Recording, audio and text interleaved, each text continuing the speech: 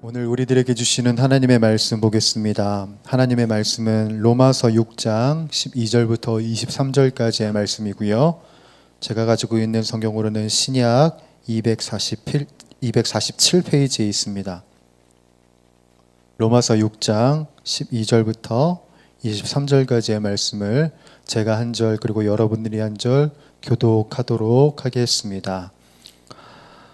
그러므로 너희는 죄가 너희 죽을 몸을 지배하지 못하게 하여 몸의 사욕에 순종하지 말고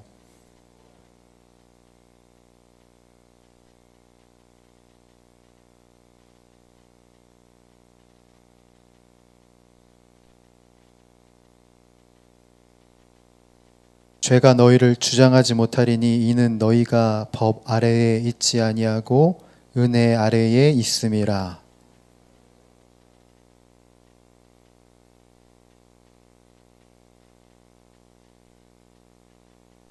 너희 자신을 종으로 내주어 누구에게 순종하든지 그 순종함을 받는 자의 종이 되는 줄을 너희가 알지 못하느냐? 혹은 죄의 종으로 사망에 이르고 혹은 순종의 종으로 의에 이르느니라.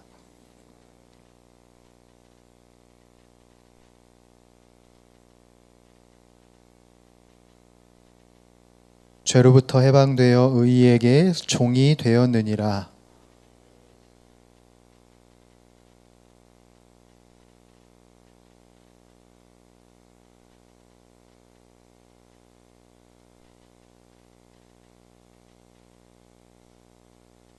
너희가 죄의 종이 되었을 때에는 의에 대하여 자유로웠느니라.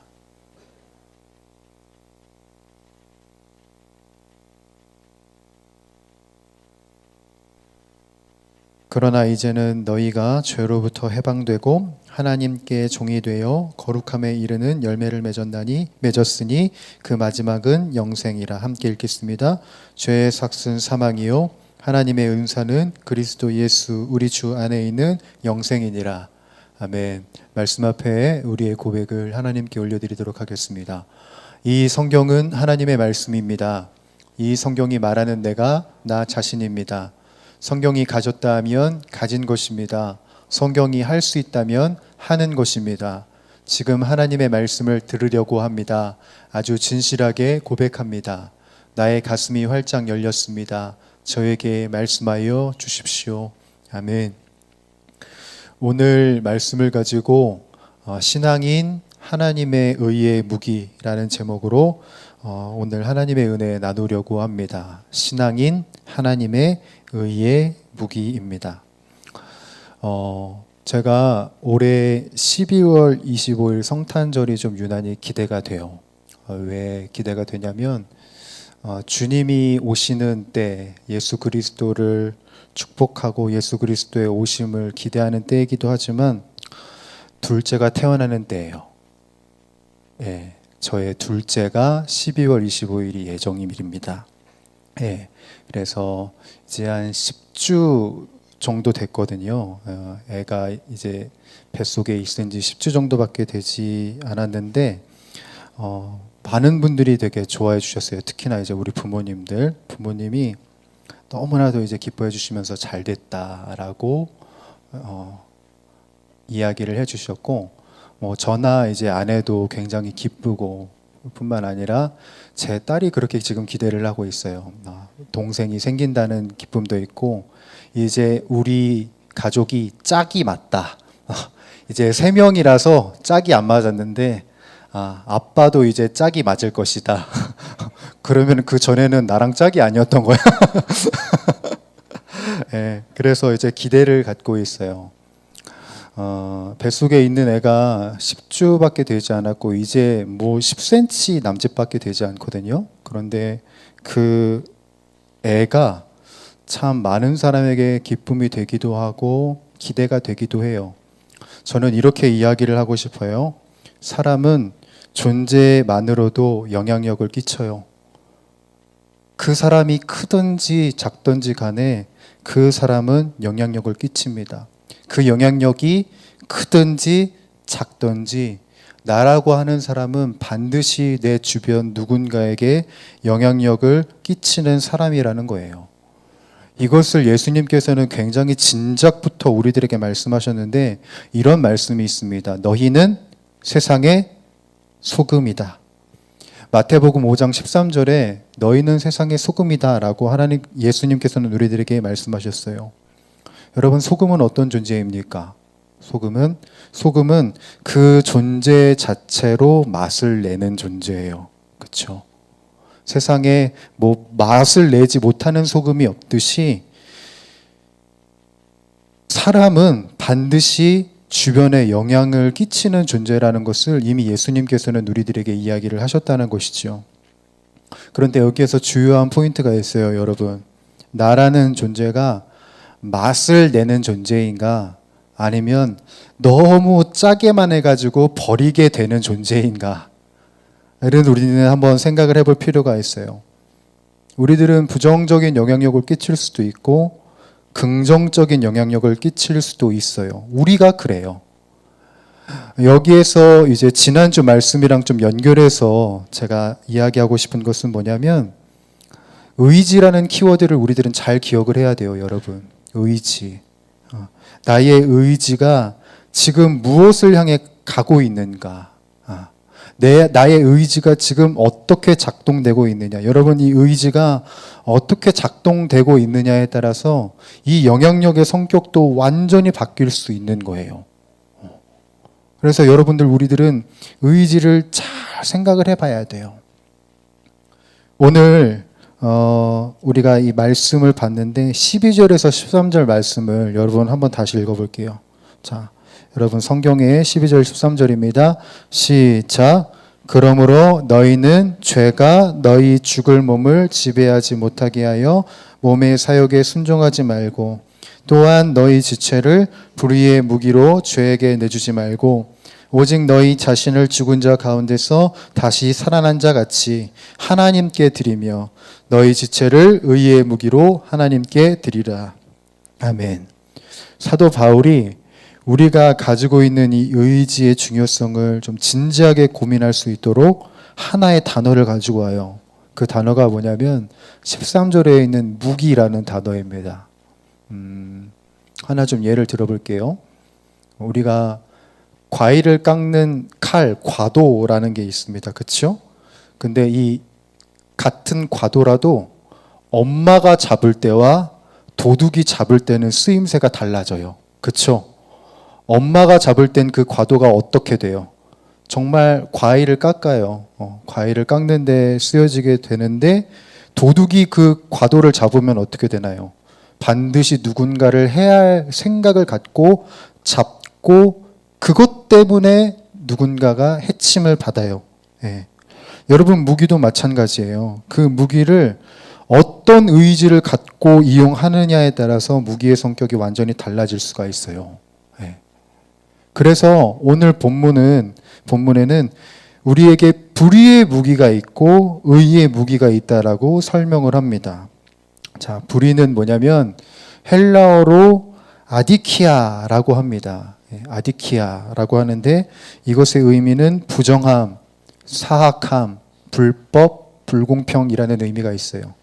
그와 대조적으로 의라는 게 있어요. 의는 디카이오슈네라고 해요. 이것은 공정과 칭의를 의미합니다. 자, 여러분, 우리들의 삶을 빗대어 봤을 때 누군가의 삶은 나의 삶이 어떻게 작용이 될 수 있냐, 어떤 무기로 작동이 될 수 있냐면 이 시대에 사악하고 불공평한 영향력을 끼칠 수가 있어요. 그리고 어느 누군가의 삶을 통해서 공정이 무엇인지, 또한 하나님께서 의롭다고 칭해 주시는 그 은총이 무엇인지 드러낼 수가 있는 겁니다. 그래서 바울이 우리들에게 이야기를 해요. 뭐라고 이야기를 하냐면 불의의 무기로 죄에게 내주지 말고 너희 지체를 뭐라고요? 의의 무기로 누구에게 드리라고요? 하나님께 드리라라고 기록이 되어 있어요. 자, 개역 개정을 보게 되면 지금 우리가 보고 있는 게 개역 개정 성경인데 개역 개정 성경에서는 저 빨간색 서술어가 뒤에 가 있어요. 근데 원어 그대로 보게 되면 어떻게 되어 있냐면 보여주세요. 예. 원어 그대로 보게 되면 이렇게 돼 있어요. 네. 못 읽겠죠? 네. 못 읽겠지만 이런 거예요. 이 문장을 어떻게 시작하냐면 드리지 마라로 시작을 해요. 드리지 마라. 그리고 또 어떻게 시작을 하냐면 네, 다음 걸로 보여주세요. 오직 드리라. 이렇게 시작을 합니다. 그러니까 원어상으로 볼 때 이 13절은 어떻게 표현이 되냐면 내주지 마라. 너희 지체를 불의의 병기로 죄에게. 오직 드려라. 너희 자신을 하나님께 라고 표현이 되어 있는 거예요. 그러니까 우리들이 이 의지를 갖고 반드시 나아가야 할 영역과 절대로 나아가지 말아야 할 영역에 대해서 명확한 가름을 지금 하고 있다는 겁니다. 사도 바울이 우리들에게 강조하는 건 뭐냐면 인생을 죄에게 내주지 말고 하나님께 드리는 인생이 되어라는 거예요. 나의 인생 자체를 무기로 이렇게 표현을 해봤을 때 나의 인생을 죄에게 내주지 말고 하나님께 드림이 되어라고 지금 우리들에게 강조하는 거예요. 여러분, 많은 사람들이 의지를 갖고 자신의 인생을 내버리는 사람들이 있습니다. 그런데 우리 신앙인은 어떤 사람들이 되어야 하냐면 하나님께 내 인생을 바칠 수 있는 것이 바로 신앙인이 되어야 한다는 것이죠. 그것을 위해서 우리가 반드시 해야 할 것은 뭐냐면 내 의지의 명확한 방향성을 설정할 수 있어야 되는 거예요. 그냥 되는 대로 살아가는 것이 아니라 내가 이 인생을 그냥 살아가는 것이 아니라 떠밀려서 사는 것이 아니라 의지를 가지고 명확한 방향성을 설정함으로써 하나님께 나아가는 것이 바로 우리들이 되어야 한다는 사실인 거예요. 이것을 지금 우리들에게 이야기를 하고 있는 겁니다. 그런데 우리가 여기에서 기억해야 될 게 있어요. 기억해야 될 게 뭐냐면 우리가 내 인생을 죄에 내주지 않고 온전한 방향성을 설정하기 위해서는 이 의지가 제대로 작동될 수 있게 해야 합니다. 내 의지가.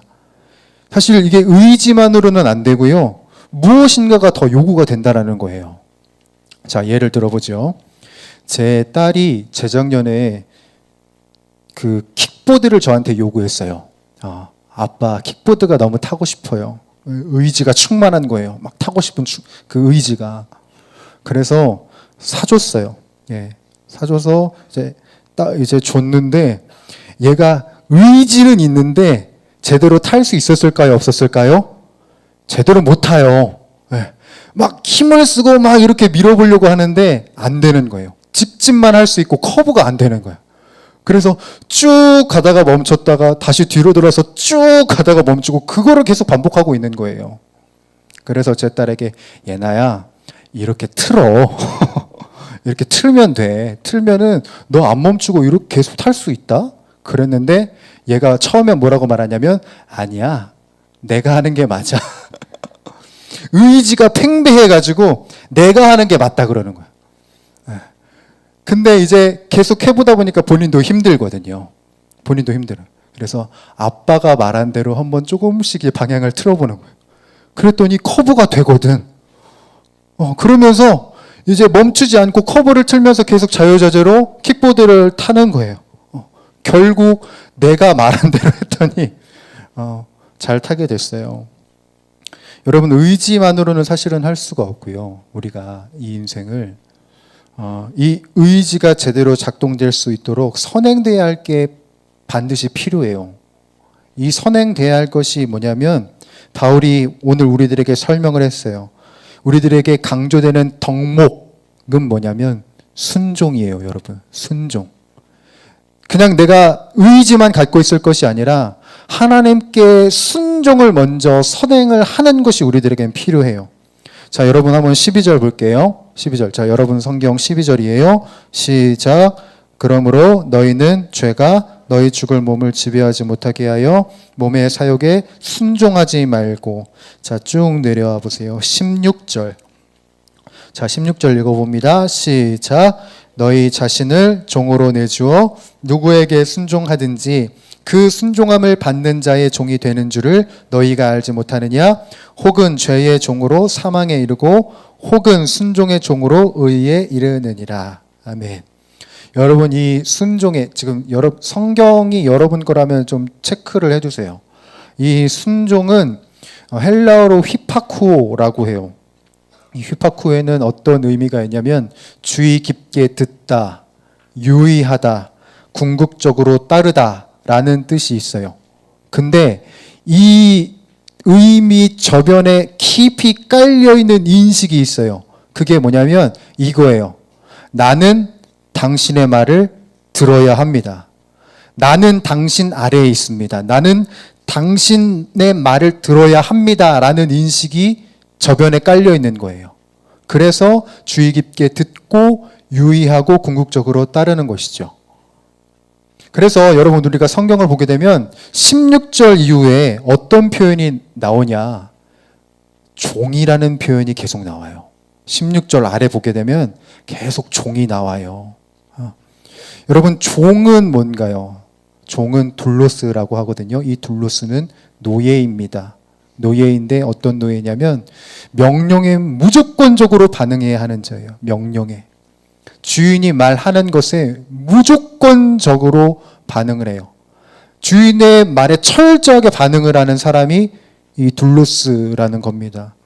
자, 이것을 지난주 설교와 좀 연결을 해봤을 때 여러분, 신앙인은 어떤 존재라 그랬냐면 하나님께 대하여 살아있는 자라고 하였습니다. 살아있는 자는 어떤 사람이었습니까? 반응을 하는 자라 그랬어요. 죽어있다면 반응을 하지 못하죠. 살아있기 때문에 반응을 할 수 있습니다. 하나님께 대하여 살아있는 자라는 말은 무슨 말입니까?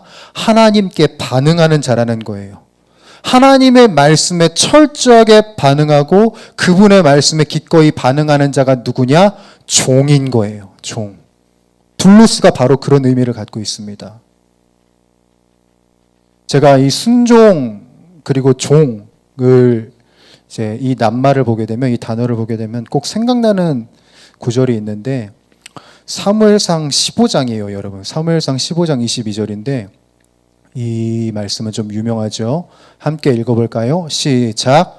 사무엘이 이르되 여호와께서 번제와 다른 제사를 그의 목소리를 청종하는 것을 좋아하심같이 좋아하시겠나이까. 순종이 제사보다 낫고 듣는 것이 순양의 기름보다 나으니. 아멘. 이게 원래 히브리어로는 샤마로 되어 있어요. 근데 이 샤마가 헬라어로 번역될 때 어떻게 번역이 되냐면 휘파쿠오로 번역이 돼요. 이 휘파쿠오가 뭡니까? 오늘 본문의 순종과 동의어인 거예요. 순종인 거예요, 여러분. 순종. 이 15장의 배경은 이렇습니다. 아말렉과의 전투를 이스라엘 민족이 앞두고 있었어요. 그때 하나님께서 왕인 사울에게 명령을 합니다. 어떤 명령을 하냐면 아말렉의 모든 것을 전멸시켜라가 하나님의 뜻이었어요. 하나도 남김없이 다 진멸시켰어야 됐어요. 근데 이 성경을 아는 분들은 사울이 그렇게 했어요? 안 했어요? 안 했어요. 어떻게 하죠? 사울이 좋은 건 남겨놔요. 좋은 건 남겨놔요. 좋은 것을 남겨놓고 이건 하나님께 드리기 위하여서 남겨놨다고 합니다. 근데 실상 그렇지 않아요. 15장 24절을 보게 되면은 어떤 구절이 있냐면, 자, 여러분 보세요. 사울이 사무엘에게 이르되 내가 범죄하였나이다. 내가 여호와의 명령과 당신의 말씀을 어긴 것은 뭐라고요? 빨간색 뭐라고 되어 있어요? 내가 백성을 두려워하여 그들의 말을 청종하였음이니이다 라고 말한 거예요. 종이라면 하나님의 말씀에 반응을 해야 되는 것이죠. 그런데 15장, 사무엘상 15장의 사울은 어디에 반응을 합니까? 사람의 반응을 하는 거예요. 사람의. 사울이 사실 증명했어야 될 건 뭐냐면 하나님의 말씀을 제대로 반응했을 때, 의지를 갖고 하나님의 말씀에 똑바르게 반응을 했을 때, 그렇게 살아갈 때 얼마나 주님께서 우리들에게 넘치도록 승리를 주시는지를 그것을 증명해냈어야 했어요. 그런데 사울은 그렇게 하지 못합니다. 사람의 말에 반응을 하죠. 사람의 말에 반응. 그래서 결국은 이 사울이 어떤 지경에 이르게 되나요? 왕에서 쫓겨나요. 왕이 박탈이 됩니다. 그래서 다른 왕 다윗이 예비가 되죠. 여러분, 둘로스라는 존재는요, 주변의 사람들의 그 수많은 소리가 중요하지 않아요. 무엇이 중요하냐면 둘로스에게 있어서 가장 중요한 것은, 의지를 갖고 나아가야 할 방향성은 뭐냐면 하나님이에요. 하나님. 내 주인이 무엇을 말씀하시는지의 방향성을 세운단 말이죠. 여러분, 그래서 우리의 의지가 제대로 작동되기 위해선, 나의 인생이 온전히 하나님의 그 의의 무기로 작동되기 위해서 필요한 것은 뭐냐면 바로 순종이에요. 여러분, 순종이 선행되어야 하는 거예요. 내 삶의 전반에, 내 삶의 곳곳에서 주님이 무엇을 이야기하시는지 의지를 갖고 들어야 되는 거예요. 주님께서 나의 삶에 무엇을 예비하고 계시는지, 나의 삶에 무엇을 하기를 원하시는지 의지를 갖고 반응을 해야 된다는 것이죠. 그게 둘로스의 삶, 그게 바로 우리의 삶이 되어야 한다는 거예요. 물론 이게 쉽지는 않아요. 우리들의 삶을 살다가 보면 사울처럼 주변에 소리가 들리고 실수도 하고 제대로 반응을 하지 못하는 때도 있습니다. 그러면 꼭 사람들은 어떻게 되냐면 내 신앙에 대해 회의를 느껴요. 낭망함을 느끼죠. 그래서 끝에는 어떻게 말하냐면 신앙이 결국 필요 없는 것인가 라고 이야기를 해요. 근데 그렇지 않아요. 오늘 사울은 이 말씀을 우리들에게 기억하라고 합니다. 여러분, 14절이에요. 14절. 오늘 6장 14절인데 함께 읽어보겠습니다. 시작. 죄가 너희를 주장하지 못하리니 이는 너희가 법 아래에 있지 아니하고 은혜 아래에 있음이라. 여러분, 우리가 어디 아래에 있습니까? 은혜 아래에 있는 거예요. 은혜 아래. 이 말인즉슨 뭐냐면 이전에 우리들의 신분과 질서는 힘을 잃고 우리들은 새로운 신분과 질서 아래에 있다는 의미를 갖고 있습니다. 우리들에게 새로운 신분과 새로운 질서가 주어졌으니 어떤 것을 할 능력이 우리들에게 주어졌냐면 하나님께 다시금 나아갈 수 있는 힘과 능력을 얻게 되는 거예요. 내가 절망의 순간에 맞닥뜨려져 있고 나라는 인간의 한계에 맞닥뜨려져 있는 것이 분명하지만 우리들은 절망만 할 게 아니라 우리들에게 새로운 신분을 주시고 새로운 질서를 주신 하나님을 향하여서 나아갈 수 있는 힘과 능력을 얻었다는 겁니다. 왜? 우리는 은혜 아래에 있으니까.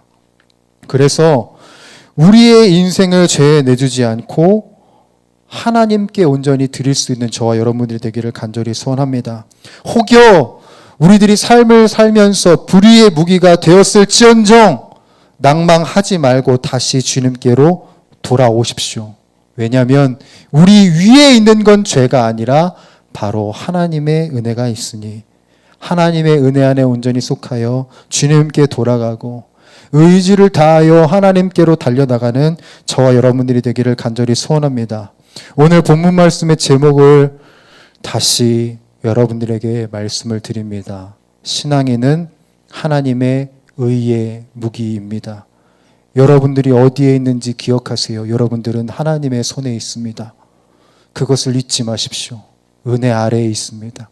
은혜 아래에 잠겨 있습니다.